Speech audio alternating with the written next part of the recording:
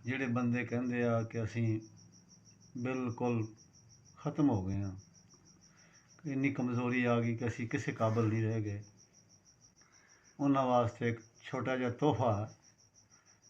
ਅਤੇ ਉਹ ਤੋਹਫਾ ਵੀ ਐਸਾ ਜਿਹਦੇ 'ਚ ਪੈਸਾ ਨਹੀਂ ਖਰਚ ਹੁੰਦਾ ਅਤੇ ਨੁਕਸਾਨ ਕੋਈ ਨਹੀਂ, ਵੀ ਸਿਹਤ ਨੂੰ ਕੋਈ ਵੀ ਕਿਸੇ ਉਮਰ ਦਾ ਨੁਕਸਾਨ ਹੋਵੇ।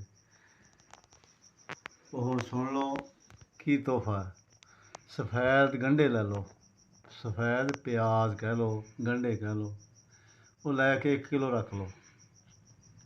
ਰੋਜ਼ ਦੇ 2 ਪਿਆਜ਼ ਲੈ ਕੇ ਨਾ, ਭਾਵੇਂ ਕੱਦੂਕਸ ਕਰ ਲਓ, ਭਾਵੇਂ ਉਹ ਗੰਢੇ ਵਾਲੀ ਮਸ਼ੀਨ ਜਿਹੜੀ ਉਹ ਕਰਦੇ ਆ ਉਸ ਤਰ੍ਹਾਂ ਕਰ ਲਓ।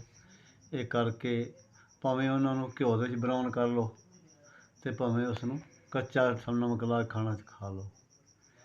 ਇਹ ਤਕਰੀਬਨ ਕੋਈ 2-3 ਕਿਲੋ ਜਿਸ ਦਿਨ ਤੁਸੀਂ ਪਿਆਜ਼ ਖਾ ਲਿਆ ਉਸ ਦਿਨ ਇਨਸ਼ਾ ਅੱਲਾਹ ਤੁਸੀਂ ਨੌਜਵਾਨ ਹੋ ਜਾਓਗੇ।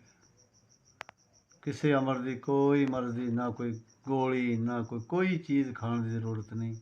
ਦੇਸੀ ਟੋਟਕੇ, ਦੇਸੀ ਨੁਸਖੇ, ਨਹੀਂ ਕੋਈ ਨੁਕਸਾਨ, ਨਹੀਂ ਕੋਈ ਇਹਦਾ ਕੋਈ ਵੀ ਆ ਲੜ ਜਾਏਗਾ, ਫਲਾਣੀ ਸ਼ਾਇਦ ਮਰ ਜਾਏਗਾ, ਕੁਛ ਨਹੀਂ। ਇਹਨਾਂ ਨੂੰ ਅੱਲਾ ਦਾ ਹੁਕਮ ਨਾ ਹੋਵੇ, ਵਕਤ ਨਾ ਆਇਆ ਹੋਵੇ, ਕਿਸੇ ਦਾ ਵਾਲ ਵੀ ਵਿੰਗਾ ਨਹੀਂ ਹੁੰਦਾ। ਅਤੇ ਸਿਰਫ ਨਾਲੇ ਆਪ ਵੀ ਕਰੋ ਅਤੇ ਬਾਹਰ ਵੀ ਸ਼ੇਅਰ ਕਰਦਿਆ ਕਰੋ ਤਾਂ ਕਿ ਕੋਈ ਗਰੀਬ ਗੁਰਬਾ ਖਾ ਕੇ ਆਪਣੀ ਜ਼ਿੰਦਗੀ ਨੂੰ ਸਵਾਰ ਲਵੇ।